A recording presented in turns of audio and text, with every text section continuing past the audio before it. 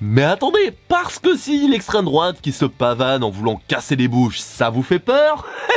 Vous êtes pas prêts pour ce point. Parce que vous serez ravis d'apprendre qu'à partir du 1er janvier, eh ben on pourra au KLM acheter des cartouches de catégorie C et D dans les bureaux de tabac. Et qu'on soit clair, hein, quand je parle de cartouches, je ne parle pas de copes. Et même si les deux tuent, je parle bien de munitions, de balles, pour faire pampan. Et donc oui, ça veut dire que dès janvier, nos joyeux drills pourront acheter leurs cartouches en même temps que... leurs cartouches. Et bon, avant de tomber dans notre jugement gauchasse qui se dit que quand même tout ça, c'est pas très sécu, surtout quand on voit certains accidents de chasse, et ça sans parler de la souffrance animale, etc., avant de faire nos zadistes médisants, voyons déjà s'il y a des avantages à ce projet. Et surprenamment, oui, il y en a. Déjà, pour les buralistes qui veulent profiter de l'allègement des certifications nécessaires à l'exercice d'activités périphériques au métier d'armurier, et ce pour vendre des munitions de chasse. Dès le 1er janvier, ils pourront donc obtenir une certification de vente exclusive de munitions, puis un agrément de la vente de munitions auprès du préfet, ainsi qu'une autorisation d'ouverture de commerce délivrée également par le préfet et après avis du maire de la commune. Ça peut donc aider les petits commerçants, et apparemment, ça ne se fera pas n'importe comment.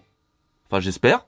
Donc, plutôt cool pour les buralistes. Et de leur côté, les chasseurs, vous vous doutez qu'ils sont également ravis, étant donné qu'il y a parfois pas mal de distance à parcourir pour trouver un armurier. Alors ok, si on regarde ça comme ça, effectivement, les avantages peuvent être alléchants. Sauf que vous vous en doutez, il y a aussi des inconvénients. Pour les armuriers par exemple, qui beaucoup s'inquiètent de ce nouveau dispositif et craignent une nouvelle concurrence. Mais rassurez-vous, qu'Arrive Jolotti, le président de la Chambre syndicale nationale des armuriers, a assuré que si la marge réalisée par les buralistes sur les ventes fait encore objet de discussion, les bureaux de tabac seront plus chers que les armuriers. Et qu'en plus, les armuriers pourront aussi vendre des clopes et du coup, ça développera leur entreprise. Donc clairement, Yves nous dit au KLM que les vendeurs de cancer pourront vendre des objets pour faire des trous dans les gens, et que les gens qui vendent des objets pour faire les trous dans les gens pourront vendre de quoi faire des cancers. Non mais super le raisonnement, je suis sûr que Trump prend des notes au cas où il est réélu. Et niveau méfiance, c'est sans parler du Comité national contre le tabagisme qui se pose la question du côté raisonnable de la chose, affirmant que 2 buralistes sur 3 continuent de vendre du tabac à des mineurs, et ce en toute illégalité. Et du coup, on peut se poser la question,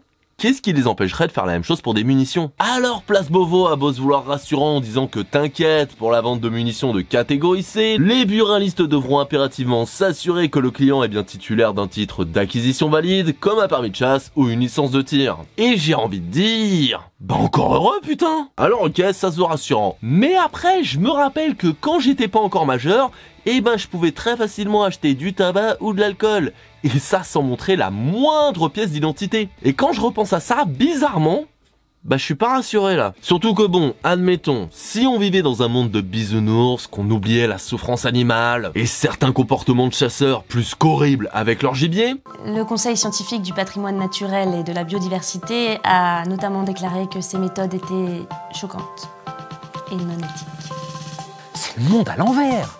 Enfin, le blaireau n'est stressé et mordu par les chiens que pendant quelques heures, le temps qu'on arrive à l'atteindre et qu'on l'extirpe avec une petite pince, toute douce.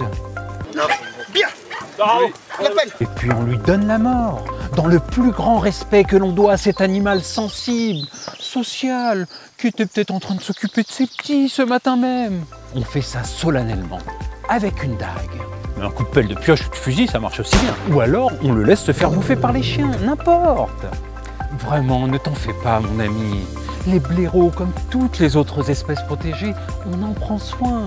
Bien sûr, tant qu'on n'a pas trouvé une bonne raison de les tuer. Si on oublie tout ça, je pourrais, à la rigueur, admettre que le dispositif est intéressant.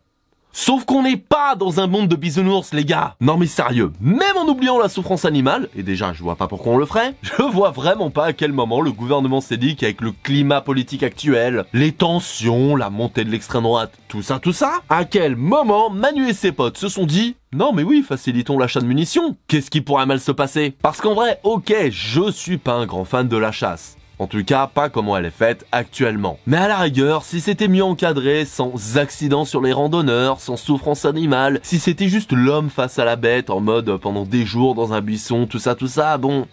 Pourquoi pas, il y aurait une espèce de truc de retour à la nature. Sauf que déjà, la plupart du temps, c'est pas comme ça que se passe la chasse. Mais Là, ça va vraiment plus loin. On est clairement, petit à petit, mais clairement, en train de se mettre à la mode états-unienne en ce qui concerne la violence et les armes à feu. Et c'est pas le genre de décision qui va me faire dire le contraire. Et au vu du climat actuel, encore une fois, ça me semble à la fois débile et dangereux ce genre de move. Enfin, qu'est-ce que je peux y faire? Par contre, j'espère que pour ce truc, ils vont pas oser se la jouer écologie en mode régulation des espèces, etc. Déjà parce que l'impact positif des chasseurs sur l'environnement, c'est pas ultra fiable cette histoire. La régulation.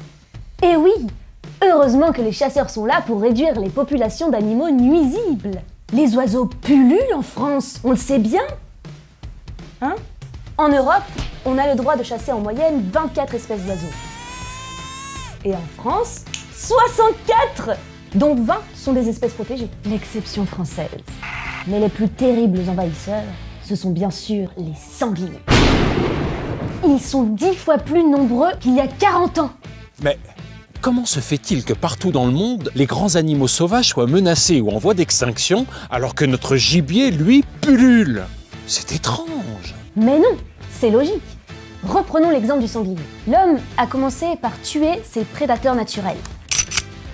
Loup, lynx, ours. Puis, dans les années 70, 80 et 90, nous avons relâché des dizaines de milliers de sangliers dans la nature. Pour avoir de quoi chasser, justement. Bon, d'accord. Bien souvent, ce n'étaient pas vraiment des sangliers, mais des résultats d'hybridation avec des cochons domestiques. Des cochons gliés, dont la femelle est très fertile. Ajoutons enfin l'agrénage, à savoir le nourrissage régulier des sangliers, et vous avez là de belles bêtes en bonne santé qui se reproduisent très vite. Oui, mais moi je ne chasse pas que le sanglier. Mais pour les autres espèces, c'est pareil. Aujourd'hui en France, plus de 20 millions d'animaux sont élevés dans le but unique d'être relâchés dans la nature, puis immédiatement tués par les chasseurs. Faisans, canards, lapins, sangliers, ils attendent tous impatiemment l'ouverture de la chasse. Mon ami, je vais te dire une chose. Tout le monde s'en fout de la régulation. Les rats pullulent bien à Paris et on leur tire pas dessus. Tu crois vraiment que quelqu'un comme moi s'intéresse au nombre de sangliers qu'il y a dans la forêt? Et en plus, quand tu vois que l'État français a été condamné par le Conseil d'État à verser 10 millions d'euros pour ne pas avoir suffisamment lutté contre la pollution de l'air, et qu'en plus, c'était pas la première fois, ce serait quand même vachement hypocrite d'utiliser l'écologie pour justifier la vente de munitions dans les bureaux de tabac, hein. Ok, c'est clairement ce qu'ils vont faire.